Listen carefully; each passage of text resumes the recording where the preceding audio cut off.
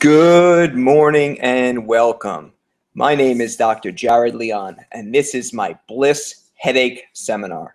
I want to thank you in advance for attending and look forward to teaching you a whole bunch about headaches, why they happen, and simply how can we possibly fix them.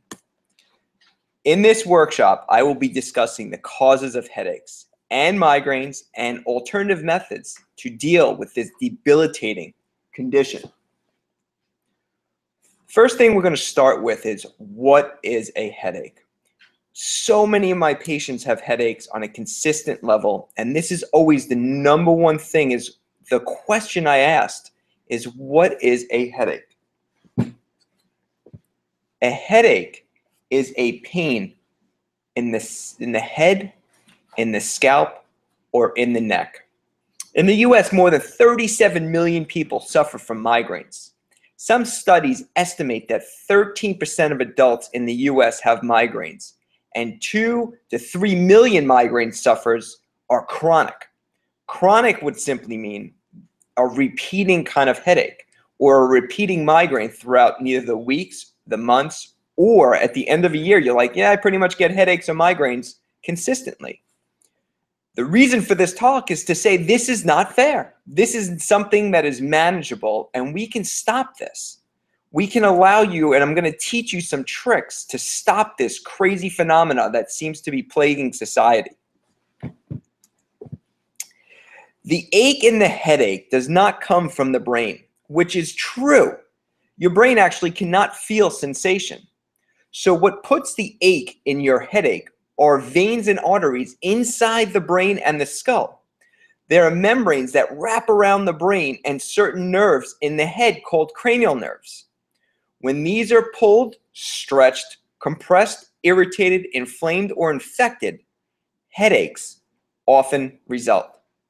So again, even though we call it a headache, it hurts in the head, but remember, it's not from the actual brain itself. It's from the vessels. It's actually, if you want to go deeper than this slide, it's actually the pressure inside the vessel. As that vessel swells, the pressure on the outside of that vessel is what causes the pain pathway to start. So there are two basic, amazing categories of headaches: the primary headaches and secondary headaches. I'm going to try my hardest to get into both of these today, and then you can help yourself discern which one of these you have. And then the reason for that is because there are different treatments that we're going to hope to get into today. So why don't we start off with primary headaches? I broke down primary headaches into 3 major types we're going to talk about for today's webinar. There are migraines, which I'm sure everyone's heard of. There are tension headaches. And then there are cluster migraines or cluster headaches. Same thing, just different terms. All 3 of these fit into the primary headache category. So to start with, we're going to talk about migraines. So one of the most common primary headaches are called migraines. Migraines are defined as a debilitating type of headache that are reoccurring and frequently occur only on one side of the head and usually result with other symptoms. Other primary headaches will include the clusters and the tensions, like I said previously on the last slide. And tension headaches are also extremely common and are characterized by mild pressures. And cluster headaches are less common, usually bring on severe pain, described as stabbing pain behind one eye, and could be accompanied with redness of the face, potentially redness on the inner ear, the inner eyes. Sorry, not the inner eyes, haha, it's pretty funny. I meant the eyes themselves, or redness on the inside of the nose that'll go along with nasal congestion. And before I go further, I'm going to tell you a quick story about myself. So again, I'm a doctor of chiropractic. I've been practicing for the last 13 years, and I never knew that chiropractic could help migraines. So when I was a young boy, I used to get these recurrent, horrible migraines that would come for 2 to 3 months in a row, almost every winter. And then after several months of daily headaches and migraines, and literally was always stabbing in my left eye, And I always had the prodromal. Looking back, I know these fancy words, but back then I just knew that something was weird. My nose on one side would clog up, and then 30 minutes later, I knew I was in trouble for this migraine. So little did I know growing up until now that I was a candidate to have these cluster migraines in my life. Categorized as well, genetic does play a part in this that I'll get into in a few slides. So I also grew up with my mother having these constant chronic migraines. Little did I know that these cluster headaches not only were treatable by the advice I'm going to give you in the next upcoming slides, but 100% has been reduced, and we broke the cluster cycle with the tricks I'm going to teach you. And I am blessed to say I have no further cluster headaches in my lifestyle, in my life at all. And I'm pretty sure my children will not get it, because when I teach you these secrets, we're going to realize genetics only play a part in our headaches. So a migraine headache, we're going to stick to this one for a few minutes, because so many people are classified with migraine headaches when I see them in the office, are usually felt as intense pounding or throbbing pain that become debilitating. It is often localized in certain areas of the head and accompanied by pronounced sensitivity to light and sound. Other symptoms may include nausea and vomiting, which is a very common thing. The other thing with migraines, you can get a prodromal event, or in other words, somebody who has this headache coming, there's some symptom that they get before the headache comes or the migraine comes, so they know they're in trouble. This is a good indicator, but that's called a prodromal event, but it's an indicator as I teach you forward. You can start doing the headache modification tricks I'm going to teach you in the future at that moment, and there's a good chance we can shut it down. When migraines are mild to moderate, they are usually described as being dull, deep, and steady. When severe migraines are classified as throbbing or pulsating and tend to be more common in women than men. Each year, about 25 million people in the US experience migraine headaches, and about 75% of them are women. Tension headaches usually cause minimal distraction and usually will not interfere with their day-to-day activities. So, a common staging of tension headaches include pain that begins in the back of the head, the upper neck, tightness or pressure, intense pressure near the temples, over the eyes, eyebrows. They occur infrequently and without a pattern. So in other words, you can have a tension headache from a stressor in your life. It could be a loved one that causes a stress. It could be a work-related stress. It could be someone who cut you off on the road, and as that nerve response kicks in, you're instantly having a stressor to the system, the neck gets tight, and now you have this tension-like headache. Tension headaches are associated with stress, fatigue, and precipitated by poor posture, eye strain, abnormalities of muscles or bones in the neck, misaligned teeth, or TMJ. Massage and stress management are both alternative methods of easing tension headaches, the pain, in the addition to what we would love, we'll get into, of course, but chiropractic care. So I would say clinically, this is the #1 kind of easily treated headache I see within the practice. This is that instant miracle. Someone walks in with a tension-like headache. We can also call it a cervicogenic headache or an occipital headache. Just means one comes from the neck, one comes from the back of the head. And after one misalignment is put back into place, you relieve pressure off that nerve. The headache is instantly fixed. When we talk about misaligned teeth, that would simply mean like your wisdom teeth are coming in, causing a push inside the other tooth one tooth to the other tooth. Simply, I'm sorry about that little stutter, but what happens is as that occurs, that inner pressure affects the cranial nerves, which we briefly spoke a few slides ago, which causes a whole cascade to occur for vasoconstriction, vasodilation within the actual vessels. So once again, tension headaches, you also might classify them as, hey, I get this headache, and then I push on my neck, and it seems to go away. So just a classification, tension headaches, once again, the most easy to take care of and the easiest to avoid. Cluster headaches, as I briefly told you in my personal story, are named because they tend to occur daily for periods of weeks, week, or more longer periods of time with no symptoms that are really stopping at this point. You may have the migraine cluster would come in. It can happen at the same time every day. The cause is usually uncertain and may be due to the release of histamines and serotonin in the brain. They tend to run in the family, genetic, and/or are triggered by changes in sleep pattern or by certain medications. So in other words, with the certain medications can have rebound headaches to start occurring. So if you take let's say a blood pressure medication at 4 o'clock at night, for instance, say before an early dinner, you might wake up with the headache simply because every day your body is starting to withdraw from the medication, causing you to have this cluster headache phenomena. Because they are so sporadic, cluster headaches are actually difficult to treat and usually trial and error to find the right regimen that will work for you. Headache pain can occur anywhere in the head, including behind the eye or the ear or in one or both temples. When you start to feel pain, it's important to assess the location of the pain. It isn't rare to experience the pain of primary headaches on both sides.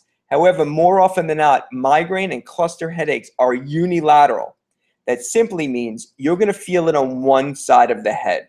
So just as a recap, tension headaches are usually going to affect both sides, and cluster and migraines are going to be one side. And the reason I talk about the why to this, because if you go to a medical doctor, in medicine, they go to a neurologist, they're going to ask these questions to give you a diagnosis. That's really what all this headache stuff comes from. Because to be honest, a headache is a headache, a migraine is a migraine. They're all horrible to feel, but the classification is to figure out what drug or medication on the medical side would be best to treat this, to take down the symptoms at that moment. That's the big issues with the classifications and why there's so many classifications of actual migraine sufferers out there. They just keep diagnosing it into smaller and smaller groups. And once again, to be honest, if your head hurts, you know there's a headache, let's figure out the why and take care of it. Secondary headaches now are completely different. A secondary headaches are more rare and more serious than a primary headache. And I'm going to quickly tell you the why. Secondary headaches are associated with other serious health problems, such as brain aneurysms, tumors, dysfunctions of spinal fluid, or inflammatory diseases. Because secondary headaches are caused by an underlying problem, they are harder to treat. So this is a big slide. I'm going to break it down in the next few slides. I want you to understand it, and then I'll give you a further summary to make it even easier. So there are secondary headache causes.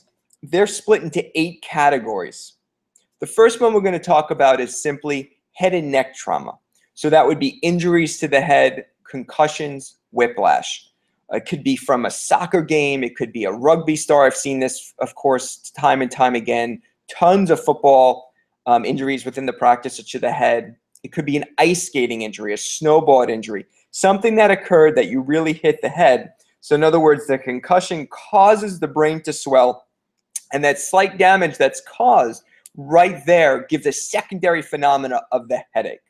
Same thing with whiplash, okay? So the whiplash, you have this sprain strain of the neck, and then you have this secondary concomitant of this headache that happens. The next concept would be blood vessel problems in the head and the neck. So in a primary headache, this could be simply caused from a misalignment of the spine, which causes the nerves to misfire, causing the vessels to have a neurological compromise, therefore offsetting the spinal nerve system to the stress response and vasodilating, vasoconstricting at a wrong ratio, causing a throbbing phenomena. But here we actually mean it's the secondary feature that's causing the headache. So the primary of this is an actual stroke. An atriovenous malformation would simply mean there's something actually wrong with the shape of your vessel. Could be from plaque or something interesting. A cerebral aneurysm and a hemorrhage. So basically all of this, you'd have to go right to the hospital, and then they would look via a CAT scan or an MRI, diagnosis, and then that's the reason why you're having these headaches. Non-blood vessel problems of the brain. That's from brain tumors, seizure disorders, medications and drugs, including the withdrawal from these drugs. So in other words, if you take a drug on a consistent level, and then as that drug wears off, the symptoms kick in, that symptom of the increased heart rate could be then causing you to have your migraine. Infections. An infection like meningitis, encephalitis, HIV, AIDS, systemic infections, pneumonia, or influenza can cause secondary headache phenomena. Changes in body environment, such as blood pressure, dehydration, hypothyroidism, blood sugar crashes can cause headaches. Dehydration within muscles. Anyone who knows myself in the practice, I speak of this all the times. When the muscles are fatigued and they're not getting enough hydration of water, they start to throb. And if some of those muscles around the face start to throb, it is not that hard to believe that you would have an actual headache causation from the throbbing of the dehydration. Problems with the eyes, the ears, nose, throat, teeth, sinus, and the neck. Simply, if you have eye issues and your eyes aren't focusing well because your ciliary muscles within the eyes can't focus when you're looking at a board in school, for instance, that strain can cause a secondary headache phenomena.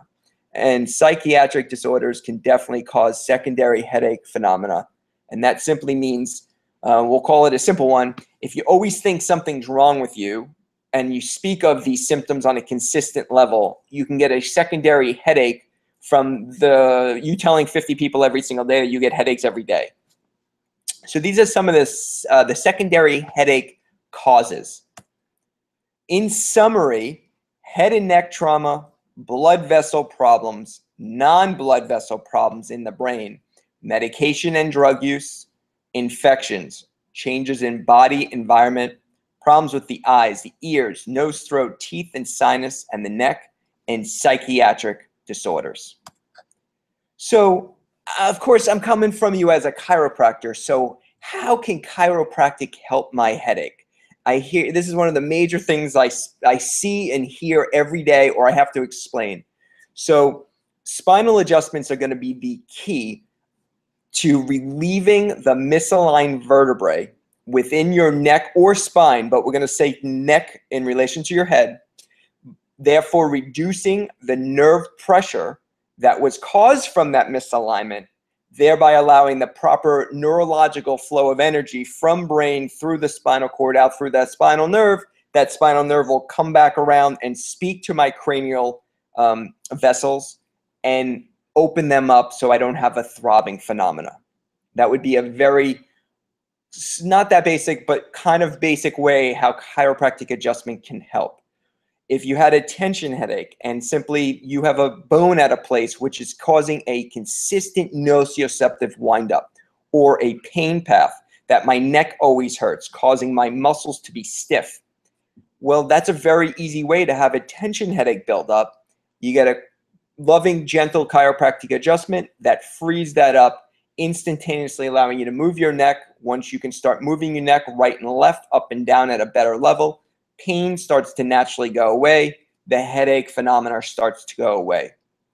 So that is how therapeutic benefits after the adjustment can happen. Prevention of unnecessary tension and or irritation, and alleviating the mechanical problems in the neck. So once again, in summation, or a more advanced concept, whenever there's a bone misaligned in your neck, it's going to cause not only everything I just stated, but it's going to cause the sympathetic nerve system, or your stress response inside your body, to be heightened. In other words, the stressor is consistently running in your body, causing all body reactions to be on elevated levels. When that happens, you get more vasodilation, more blood to the arms, the face, and the legs. In case the tiger was going to jump at you, if you remember from the old fight or flight you learned when you were a child, that's the reason we have a stress response, to either fight something or to run away from something. So when this occurs, the chiropractic adjustment instantaneously, if it's done right, downregulates the stress response, therefore reestablishing a beautiful homeostatic mechanism where pain syndromes can't live. Chiropractic care, so again, this is going to be, it's just a fun slide, but chiropractic is not an aspirin. So the point of chiropractic care is not simply a cure a problem after it starts, but even when you're feeling better, it's to help strengthen those muscles, support your spine, and prevent health issues from arising. So again, once I was headache-free in my own journey, I get regular chiropractic checkups to make sure my spine and nervous system are always monitored so I don't have any buildup of nerve stresses. So yes, chiropractic care can be a quick Advil or aspirin or something fun to take down my symptom, but the goal is to continue so I don't have to go only when I have a headache. It's so I can live a life and never have that headache. Relief found. Awesome. So if you suffer from headaches, a chiropractic spinal checkup, a massage are the two best things you can do. They're safe, they're gentle, they're drug-free and drug-less, and have helped millions of sufferers over the years. So once again, massage is so great because massage will, of course, relieve mostly the tension headaches, okay? The cluster and the migraines, I can't guarantee that, but with the tension headaches, they're going to do dynamite for you. Research shows that spinal adjustments, the primary form of chiropractic care provided by doctors of chiropractic, may be an effective option for tension headaches and other primary headaches. So remember, that would be tension headaches, cluster, and migraine headaches. Spinal manipulation, which I don't like that term, I like to call it gentle spinal adjustments, resulted in almost immediate improvement for those headaches that originate in the neck. Again, cervical genic, tension headaches. Other studies found that spinal adjustments is an effective treatment for tension headaches. Those that underwent chiropractic treatment after 4 weeks experienced and sustained therapeutic benefit in contrast with those patients who received a commonly prescribed medication to treat headaches or migraines. The interesting thing, if you want to look this up at drugs.com, or there's 20 other websites you can look into, but the interesting part is if you look under most migraine meds, the side effect is a rebound headache.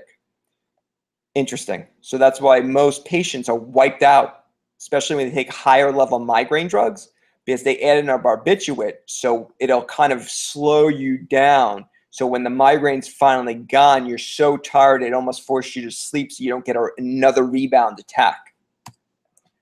Chiropractic care can help prevent unnecessary tension and or irritation in the neck and head.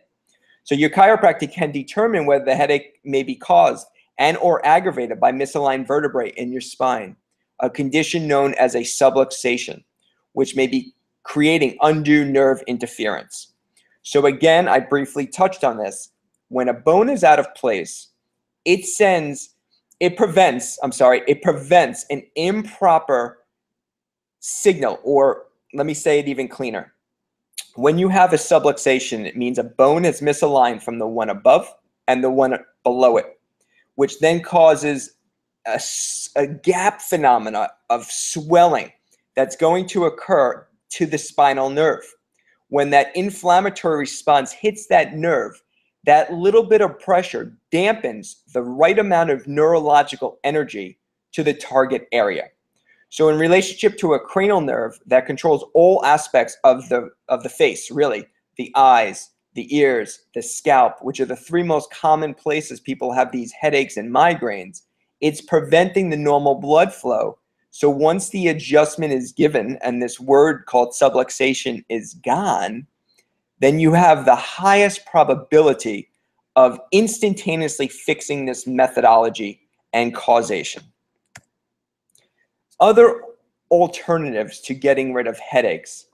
Ice is awesome. I like to put a cold press or a cold compress for numbness of the back of the head. It seems to be the most common, but if you really want to think of it, anywhere that you have that headache phenomena going on, I would add ice. Heat sometimes is excellent at the back of the neck for relaxation, once again, specifically for those cervicogenic and tension-like headaches. Massages, we've already spoke of that. Rest, avoidance of bright light and noise, and vitamins and supplementations are fantastic. The easiest vitamin to memorize to take, which I've had hundreds of beautiful patients success with in the practice, is magnesium glycinate. Magnesium is just an amazing thing to help vasodilate and vasoconstrict where needed and relax the nervous system.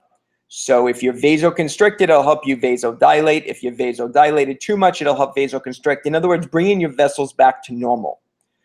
Plus, on a cellular level, when you have a reduction of magnesium, there's something called the magnesium plug that will come out of your cell.